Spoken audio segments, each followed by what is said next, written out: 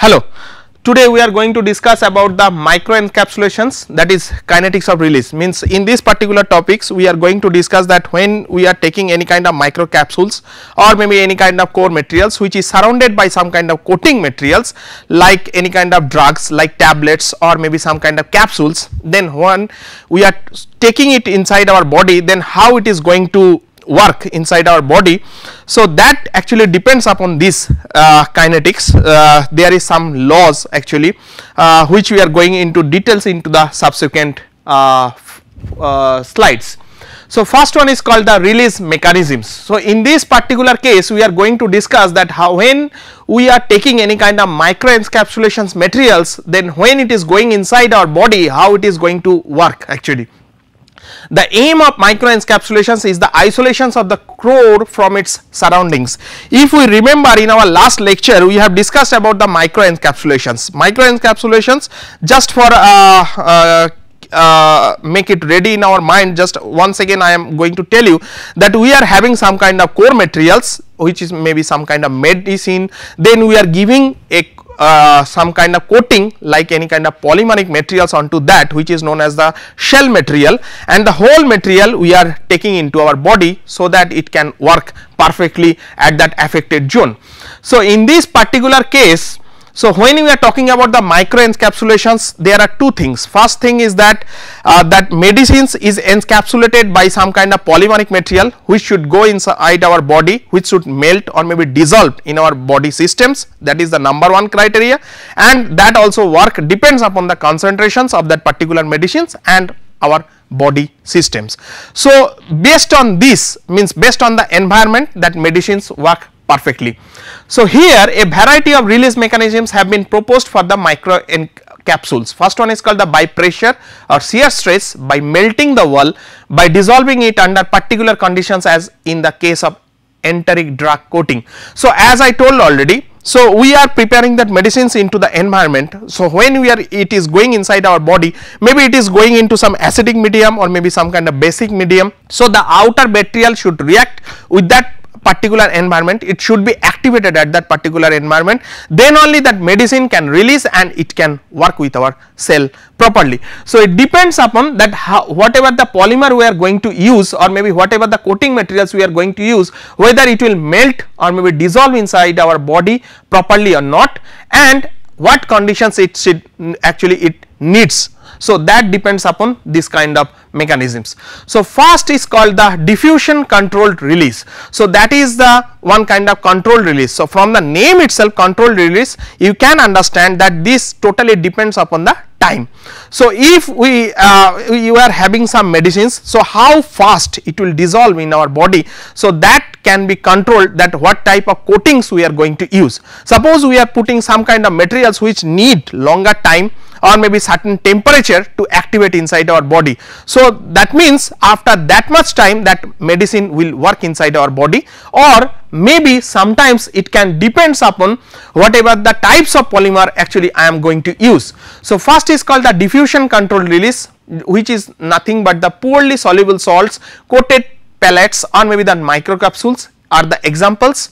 There are basically two types of diffusion control systems which have been developed over the past 2 decades. One is called the reservoir and one is called the matrix devices.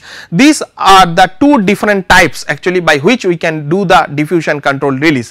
Whatever the reservoir devices, first one is called the, in these systems a water soluble polymeric materials encases a core or drug.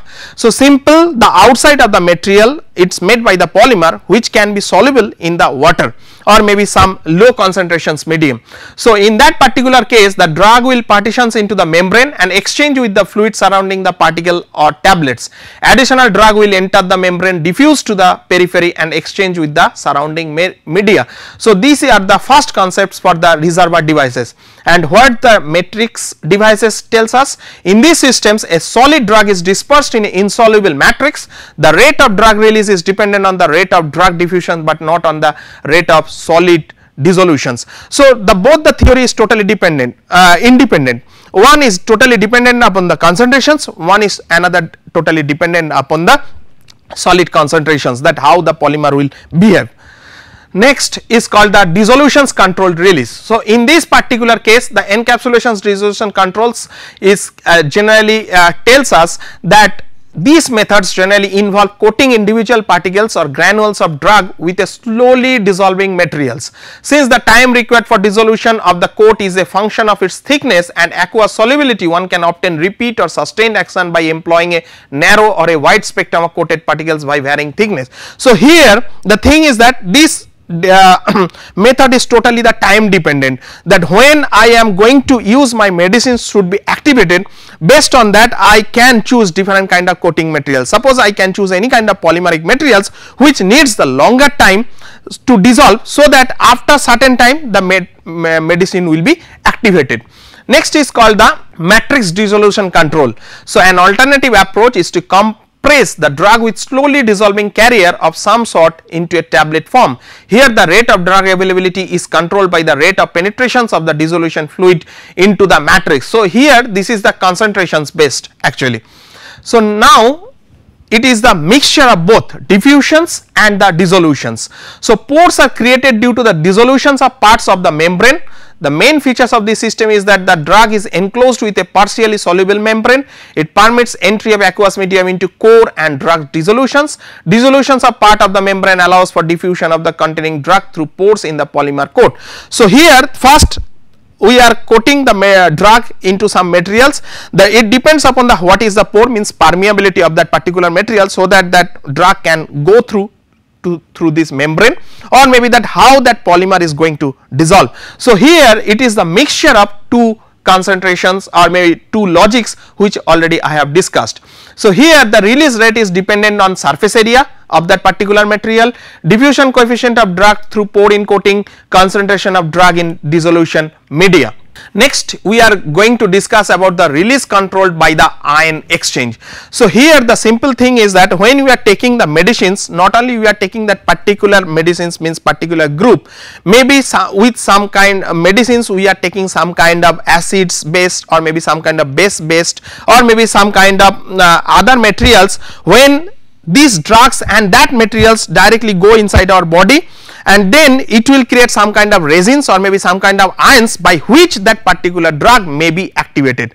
So, this is the basic logic for this particular release. So, this method involves the drug release characteristics depends on the ionic environment of the resin containing drug and should be less effective to the environmental conditions such as enzyme content and pH. So, sometimes we are creating some kind of drugs when it needs maybe the acidic medium to activate. So, what we are doing, certainly with that drug we are putting some kind of sodium chloride NaCl, and then the whole thing we are swallowing, so that first NaCl is dissolving inside our stomach, so that it is creating some kind of particular conditions, then that drug will be activated at that particular medium.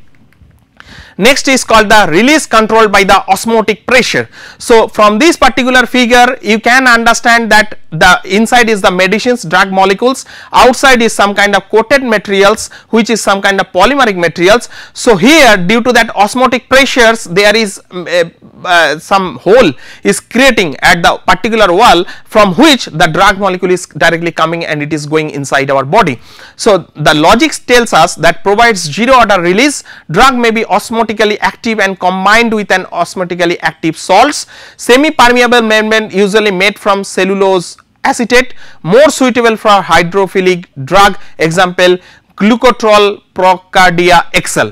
Now, what are the factors that affecting this kind of techniques? So, first one is called the osmotic pressures, because from the name itself this is the release controlled by the osmotic pressures. So, the release of drug is directly proportional to osmotic pressures. Size of delivery orifice, that what is the size, because if the drug molecule size will be bigger than the orifice size, then automatically the drug will not be released. So, the drug particle size should be smaller than the orifice size, then only easily the drug can come out through these pores. Next one is called the membrane types and characteristics. It should be compatible, means what kind of membrane, whether it will be activated inside that particular medium or not. So, these all are the logic behind this osmotic pressure. Next we are going to discuss is the most fundamental things of this particular lecture, what is called the release mechanisms of the laws. So here, before going to start, I am telling you that we are having some kind of materials, or maybe that core materials, or maybe the drug materials, or maybe our substitute materials, whatever may be. Now we are going to do some kind of coatings on top of that, which is known as the cell materials, right. So that's why it is called the core cell structure. So now when we are taking some kind of materials, suppose its concentration is C1, so our main drug material, the concentration will be C1, then we are coating with another materials which concentration is called the C2, then the overall material concentrations, maybe we can call it as a CD. That means the concentration of that donor. Donor means we are taking that medicines inside our body. So that's why we are taking that materials as a donor materials. Now our body concentrations is called the receptor. So that is known as the CR, means concentration of the CR. So the medicines, when it is going inside our body, how it is going to dissolve, it totally depends upon the CD and CR, means concentration of the donor and concentration of the receptor.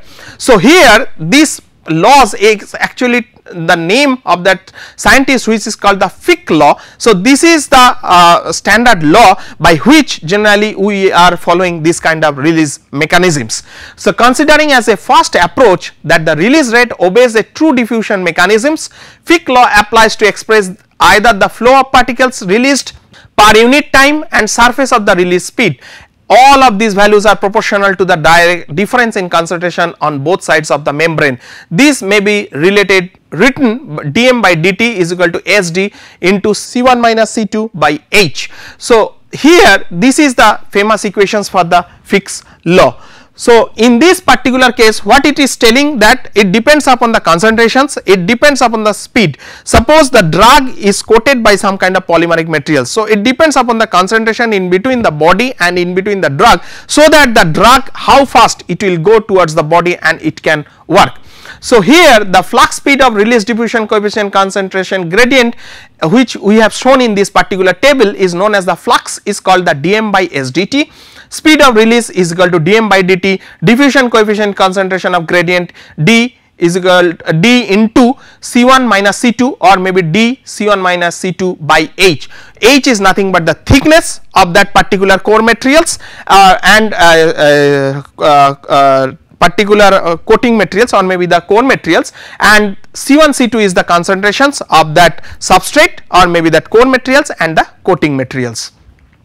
So here when we are going through these equations, it will tell us that what is the kinetics actually it's behind this particular mechanisms. So it will depends upon the permeability also of that particular polymer. So whatever the polymer pores are there, if it is bigger or maybe if it is smaller, whether how much time the polymer needs to dissolve inside our body. So it totally depends upon how the medicine will act with our body so easily. So in this particular case, so from this graph actually we can easily understand that how the medicine is working inside our body. C1 is nothing but our core material, C2 is nothing but the concentration of coating material, and H is the thickness of that particular shell onto the core materials itself. So it totally time dependent, as I already told. So this total system C1 plus C2 is known as the CD, that is the concentration of the donor, that means the whole medicines, and CR is the concentration of our body. So when we are taking some kind of medicines, it totally depend upon the concentrations. So first the concentration will be higher at that particular core material, then with time or maybe with thickness slowly the concentration will be going down at the wall of that C2, means core shell materials, and then this C2 is totally depend upon the CR. So there should be some kind of concentration difference in between the C2 and CR, then only that medicine will directly go and it can work with our body itself. So concentration gradient across a membrane of thickness H without interfacial phenomena, with interfacial phenomena. So this is called the without interfacial phenomena and this is called the with interfacial phenomena. So these all are the logics behind the mechanisms and kinetics. So from if we go further up to that equations, so here also it depends upon the slope of that particular ingredients, and not only that, this is the actually the summarizations of the whole law, where it can tells that the close to the zero means sink conditions, that means almost the concentration will be into the same level, then only the medicine will act properly inside our body. So here this is a one literature review results, or maybe one kind of results what we are getting from some literature, or maybe it has been developed by some scientist. So the interaction with the time axis defines the boundary between stationary states and the non-stationary states. This is shown in figure below, and it corresponds to a point tau as follows is equal to h square by 6d. So here the y axis is giving you the micrograms released, means how much medicine is releasing with time, and the x axis is giving the days, means what is the time period of that particular medicines. So if is a simple method. So if the drug molecules will be bigger, or maybe the quantity will be bigger, it needs more time to dissolve inside our body, and if the particle or maybe quantity will be lesser, so that time it needs the lesser time to dissolve in our body. So where we can see that when we are taking the 40 microns, means gram released over there, so it needs around 50 to 60 days, but when we are taking about the 10 microns size, and then it micrograms released is almost 140, so it needs 50. So that means the particle size is less, but the quantity is more, but it needs the same time for dissolving.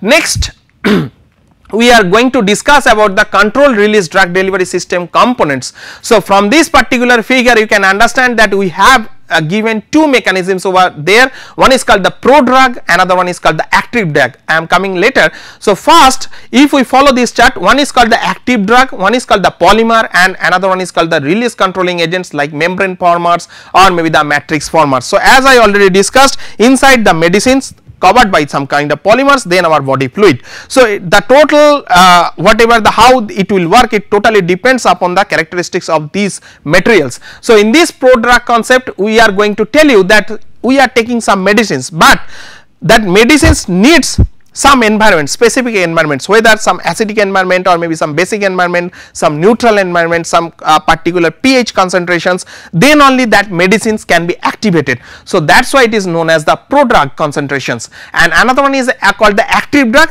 that does not needs any kind of environment. In any environment the drug can be automatically activated. Next, till now we are discussing about the how we are making the microcapsules, how we are taking that medicines, how it is working inside our body. So now this is some kind of techniques by which we can see or maybe characterize our microcapsules. So first one is called the percentage yield. The total amount of microcapsules obtained was weighed and the percentage yield calculated, taking into considerations of the drug and the polymer. Percentage yield, amount of microcapsules obtained oblique theoretical amount into 100. So that will give you the percentage yield of that particular drug. Then we are having that scanning electron microscopy, so by which we can characterize this kind of drug. So scanning electron photomicrographs of drug loaded ethyl cellulose microcapsules were taken. A small amount of microcapsules was sprayed on gold stub and was placed in the chamber. The ACM photomicrographs was taken at the acceleration voltage of 20 kV. For size distribution analysis, different size in a batch were separated by sieving using a set of standard sieves, and then encapsulation efficiency, which is nothing but the actual drug content by the theoretical drug content into the 100%. So here just we are going to characterize what is the polymeric conditions, how we are going to characterize those polymers by the FSM methods, how we are calculating the number of pores or maybe the permeability of that particular polymer, so that drug can easily be go through with that pores and react with our body fluids. So now we are going to discuss some in vitro methods for studying the releasing characteristics. So in vitro method means generally we are going to do, this is all kind of preliminary research, generally we can call it.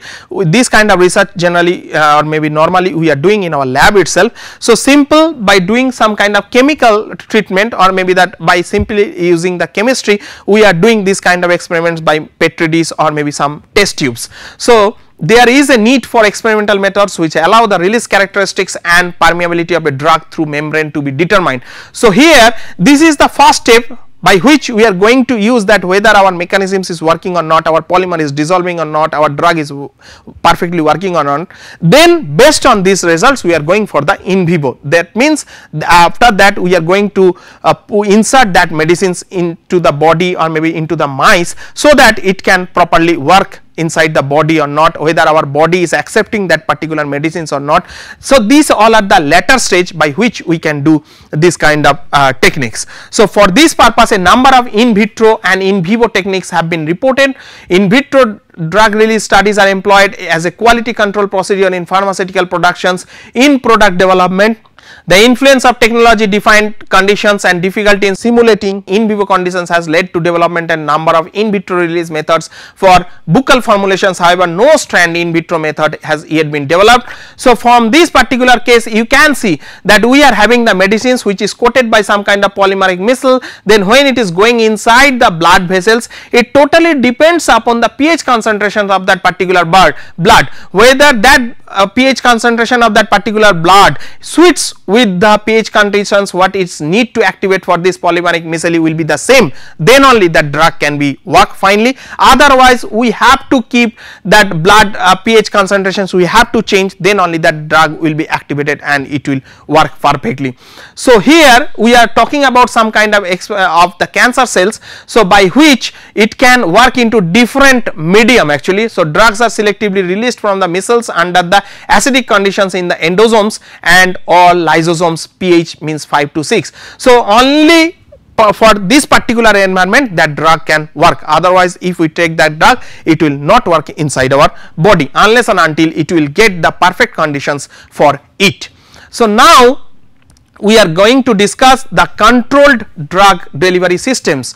So here how we are going to do it, or maybe how we are going to follow this path. So first one is called the provide continuous release of their active ingredients at a predetermined rate for a predetermined time.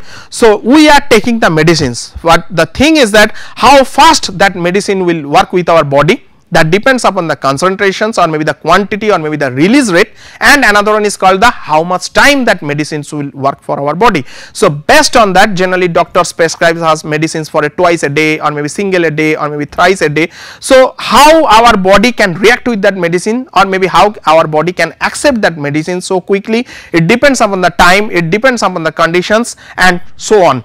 So here what are the advantages of these particular techniques? First is called the more uniform blood concentrations and reductions in fluctuation in steady state level results in a better control of disease conditions, more consistent and prolonged therapeutic effect, decreased incidence of adverse effect and toxic effects, reduced dosing frequency and improved patient compliances and better drug utilizations. So these all are the advantages for these particular techniques. Of course there is some objectives why you are going to do actually. So to provide an extended duration of actions, to provide localization of drug at active site, that means targeted drug delivery systems. So when you are talking about disadvantages, so of course there is certain disadvantages also, otherwise no improvement will be done. So dose dumping and controlled release, drug release from the dosage from it is at a constant rate, that means zero order throughout of time period, OROS, TTS, implants, these all are the examples for this particular techniques. Next we are going to discuss about the sustained release and the extended release. So when we are talking about the sustained release is totally the time dependent one. So here the term sustained release has been constantly used to describe a pharmaceutical dosage form formulated to retard the release of a therapeutic agent such that its appearance in the systematic circulations is delayed, prolonged, or its plasma profile is sustained in durations. The drug release is slow over longer periods of time to maintain the blood drug concentration within the therapeutically effective range of extended period of time, means matrix tablets, coated pellets. So already I have discussed little bit about the sustained release and the extended release. So here what is the advantages of sustained release drugs? Improve patient convenience, compliance due to less frequent drug administrations, avoid danger of systematic toxicity with more potent drugs, total amount of dose is decreased, reduction in healthcare cost during improved therapy, short treatment period and less frequency of dosing.